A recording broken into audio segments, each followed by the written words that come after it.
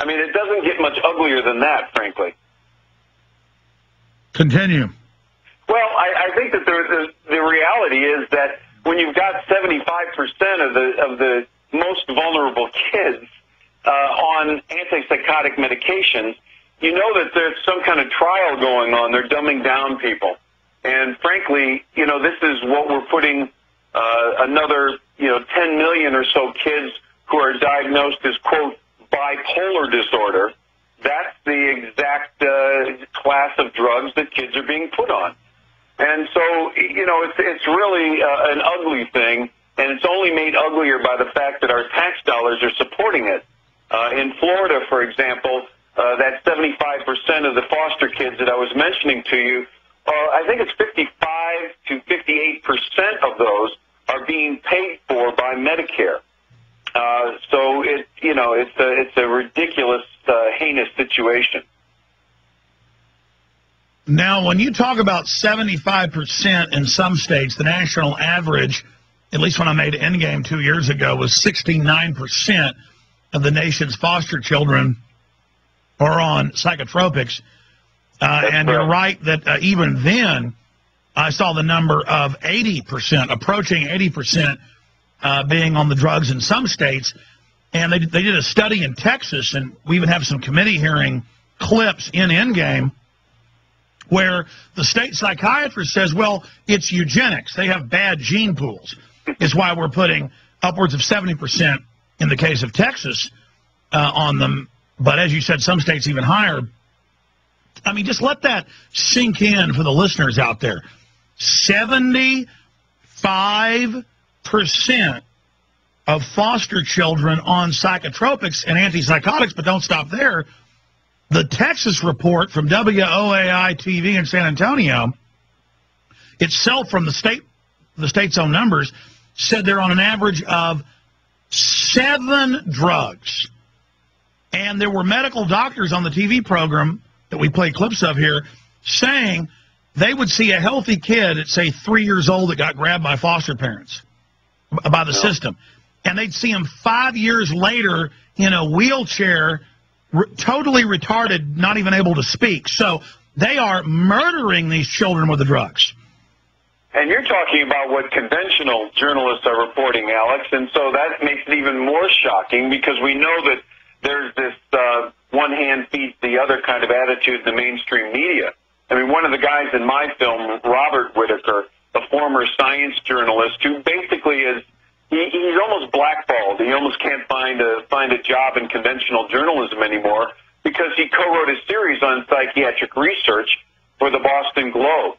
And part of what he told me in the interview was that it's literally 1 out of every 70 children in the United States who are on antipsychotic medications alone. Of course, the number is higher if you include Ritalin and antidepressants and the like. So this is not a lark. This isn't a fluke.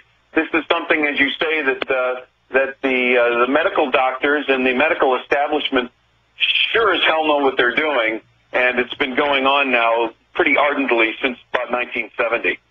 Yeah, this is THX 1138. This is Brave New World, and Aldous Huxley in 1962, shortly before his death at Berkeley, and folks can watch the film and the audio online, just Google Aldous Huxley Berkeley speech. He says that, hey, everything in my book is what the eugenic social planners were planning in 1930. And so everything I'm saying in the book is going to come true. After 2000 is our plan. And by the way, my brother runs the United Nations UNESCO program as the Secretary General of UNESCO. These people mean business, and they've now done it. I'm sure you saw the New Freedom Initiative that came out 4 years ago when the documents got leaked, where they want to force at least half the kids in the next phase on drugs, and then after that, everyone on drugs. I mean, this is really happening. Well, I think that the timing of Generation RX is really extraordinary because it was rolled out just around the same time that, again, our friends, our cohorts in the mainstream media, the New York Times and LA Times and Washington Post were starting to reveal for the very first time that, oh my God, there's actually collusion going on. There's conflicts of interest. There's payola going on, especially when it comes to the Diagnostic and Statistical Manual for Mental Disorders, the so-called Bible for mental disorders. Yeah, I found out that the school nurses get weird kickbacks and payola, and so they push it on the kids and say, oh, here's a psychologist, here's a card. They're just like drug pushers, but they're not out on the playground selling the kids crack. They're doing it in the school, and they'll send the cops if you don't take it. Well, what's funny is that we say in the film, I think it's Dr. Julian Whitaker, my good friend, the medical doctor from Los Angeles, and he says, you know, it's comical because the very same drugs that they will arrest you for if you're walking down the street in front of a school are what the kids in the schools themselves are lining up to get from those very nurses. So, you know, you're exactly correct, and this is not a surprise, nor is it a secret. I mean, each kid gets $400 to $500 for the school itself and for the school district if they are on these drugs because they are classified in a certain kind of a way that gets government dollars. Special needs. And now some schools, a third or more of the school special needs, and soon it's going to be half. And then just like THX 1138, pretty soon kids in wheelchairs with nozzles into their nose and drug injectors. You know, I mean, it's so nightmarish, the soft kill they're running. And then they say it's for eugenics in the state of Texas. They say they're giving us racial hygiene. Start with the film. Tell us about the film, because I really want people to get this on DVD at Infowars.com. I want them to have viewing parties, show it to local community groups, school boards. We've got to get Generation RX out to people. Well, thank you, Alex. The film really came as a result of, in 2004, I was filming in Washington, something completely unintended. Ended up at a Food and Drug Administration hearing where they were a bunch of people who were standing before the FDA committee talking about the side effects of Prozac. And as I was filming over the 2-hour period or whatever, it kicked into me that, my God, I've heard this all before. And it turns out that I had originally heard it in a videotape from 1991 where the American citizens, 40, 50, 60 of them, were standing before the FDA a year after Prozac had been on the market, saying, you know, my mother stabbed my father, my sister hung herself, every imaginable, awful, frightening story that you can imagine. And so when I realized that nothing had changed in that period of time, in fact, it had gotten worse and more kids had gotten on these medications, I said, nothing's changing. I need to produce a film about this.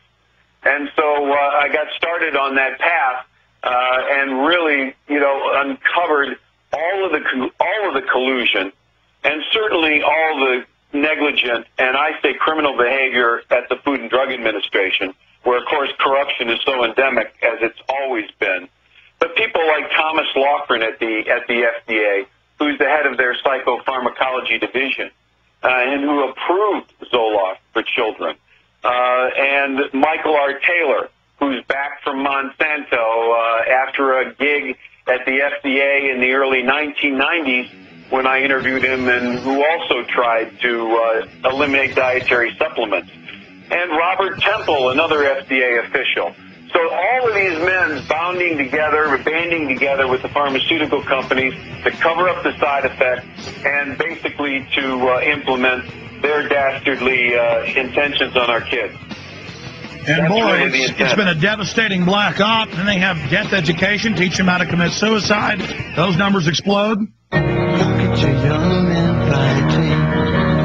Look at your women crying. Kevin Miller, director producer of the film Generation RX, is our guest. Of course, in the early 80s, it did come out that they knew it caused massive increases in suicides, just Prozac alone. And after decades of fighting, they now admit on the Prozac and other variants, serotonin reuptake inhibitors, that it does cause that. So it's an oxymoron. And 9 times out of 10 of the cases I've seen, they put them on one drug, then it doesn't work. They put them on 2 or 3, 4, and they end up in a mental institution or committing suicide or going crazy or finally get off the drugs. But you have to get them off. You have to go off slowly, or that can cause even bigger problems. But now they have drugs to treat the drugs. I see the TV ad saying, oh, you've got mental problems from your Prozac. Well, take this drug. It'll take care of the Prozac. It's just totally sick. Please continue with the story you were telling about all these men working together to carry out this great evil. Well, I think, Alex, it's just that, the medical ethics have just completely gone out the window. If they ever existed, they are long in the distant past by now. Because, frankly, these men, when you mentioned Prozac, the original study that we unearthed, and we found paperwork to track this, as you know, 1982 were the first tests that were done on Prozac, and they were done in Germany. And the German equivalent of the FDA basically said, there's a real problem with this drug. In the first trials alone, 16 people tried to kill themselves. And we're talking about 16 out of the first 43 or something. And others attack people, but that's great. You put a bunch of kids on that and give them guns.